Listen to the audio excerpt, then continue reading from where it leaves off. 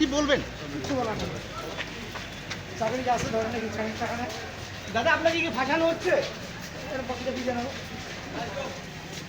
আপনি টাকা নিয়েছেন বলছে। চাকরি দেবার নাম করে এক মহিলাকে ধর্ষণের অভিযোগ, গ্রেপ্তার তৃণমূল নেতা। দিনহাটায় এক মহিলাকে চাকরির প্রলোভন দেখিয়ে ধর্ষণের অভিযোগ উঠেছে তৃণমূল নেতার বিরুদ্ধে।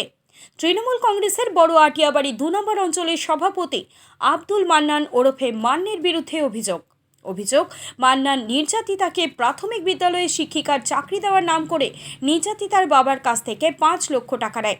কিন্তু দীর্ঘ সময় পেরিয়ে গেলেও চাকরি না হওয়ায় মহিলার পরিবার টাকা ফেরত চাইলে মান্নান টালবাহানা শুরু করে। এরপর গত ১৪ই মার্চ মান্নান মহিলাকে চাকরির ইন্টারভিউয়ের কথা বলে তার বাবার বাড়ি থেকে গাড়িতে করে নিয়ে যায়। দিনহাটা ঝুপিপাড়ায় একটি ফাঁকা বাড়িতে গিয়ে মান্নান মহিলাকে ধর্ষণ করে এবং তার বেশ কিছু ছবি ও ভিডিও মোবাইল ফোনে তুলে রাখে। এরপর মহিলাকে হুমকি দিয়ে বলা হয়, যদি টাকা ফেরত চাওয়া হয় তবে তার স্বামীর মোবাইল ফোনে এবং সোশ্যাল মিডিয়ায় সেই সব ছবি ও ভিডিও প্রকাশ করা হবে। এছাড়াও ধর্ষণের পর মহিলাকে মদ খাওয়ার জন্য জোর করা হয় এবং মদের বোতল দিয়ে তার মাথায় আঘাত করা হয়। মহিলার চিৎকার শুনে আশেপাশের লোকজন ঘটনাস্থলে ছুটে এলে মান্নান সেখান থেকে পালিয়ে যায়। গতকাল রাতে নির্যাতিতা মহিলা ও তার বাবা দিনহাটা মহিলা থানায় মান্নানের বিরুদ্ধে ধর্ষণ ও প্রতারণার অভিযোগ দায়ের করে। পরে পুলিশ রাতেই মান্নানকে গ্রেপ্তার করে। তবে আরও অভিযোগ, গ্রেপ্তারের পর মান্নান থানা থেকে পালিয়ে যায়। পরে আজ দুপুরে আত্মসমর্পণ করে। এদিকে অভিযোগকারী মহিলার বাবা জানান, গতকাল থানায় অভিযোগ দায়ের করার পর তারা লিখিত অভিযোগপত্রের রিসিপ্ট কপি পাননি। আজ সকালে সেই কপি দেওয়া হয়েছে। তিনি আরও অভিযোগ করেন, দিনহাটা মহিলা থানার ওসি জানিয়েছেন যে মান্নান গতকাল রাতেই পালিয়ে গিয়েছিলেন। এই বিষয়ে লিখিত অভিযোগের ভিত্তিতে তদন্ত শুরু করেছে পুলিশ। এই ঘটনায় ওই এলাকায় চাঞ্চল্য ছড়িয়েছে। কি হয়েছে আপনার সঙ্গে একটু বলবেন? কি হয়েছে একটু বলেন। কে করেছে? কে? আব্দুল মান্নান। কবে? 14 তারিখ। কোথায় নিয়ে গেছিল? পিছন থেকে সরেন না। বাড়িতে। ওর বাড়িতে নিয়ে গেছিল।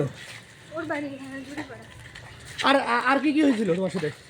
রেপ করছে, মারার চেষ্টা করছে, অনেক মারছে সারা শরীরে, বোতল দিয়ে মেরে আমার মাথা ফেটে দিয়েছে। আমি এর বিচার চাই, নাহলে আমি সুসাইড করবো। আমার সব শেষ, আমার পরিবারটাকেও শেষ করছে।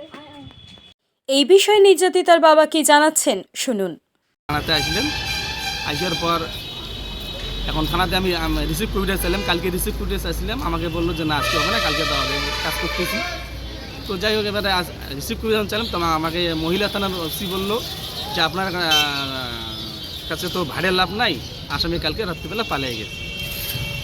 তো তখন আমি বলি এটা কী করে সম্ভব? তো তখন উনি বললো যে আমার এখানে রাখা একটু রিস্ক হয়, যার কারণে আমি আইসি রুমের হ্যান্ড ওভার করে দিয়েছিলাম, ওই রুমে ছিল, তো ওখান থেকে পালিয়ে গেছে। নাম কি বললেন আসামির? আব্দুল মান্নান। কি করে? মান্নে। উনি কি করে? ও প্রভাবশালী নেতা। কোন দলের? টিএমসি দলের। কোন টিএমসি করে। কোন অঞ্চলের? আটিয়াবাড়ি 2 অঞ্চলে। কাকে ধর্ষণ করেছে? আমার মেয়েকে। কবেকার ঘটনা? 14 তারিখ বৃহস্পতিবার। কমপ্লেন করেছেন? হ্যাঁ, কালকে কমপ্লেন করেছি। এখনো রিসিভ পাননি? রিসিপ্টে এইমাত্র পাইলাম কিছুক্ষণ আগে। কি নাম আপনার? হামিদুল মিয়া। আপনি কে? আপনার কে মেয়ে? হ্যাঁ, আমার মেয়ে।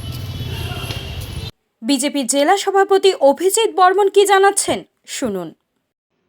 দেখুন, বিষয়টা হচ্ছে যে তৃণমূল কংগ্রেসের যে একটা কালচার সারা ওয়েস্ট বেঙ্গল জুড়ে, শুধু ধর্ষণ নয়, চুরি এবং মানুষের কাছ থেকে টাকা নিয়ে, চাকরির টোপ দিয়ে টাকা নিয়ে মারা থেকে শুরু করে গোটা পশ্চিমবঙ্গে এই অবস্থা চলছে।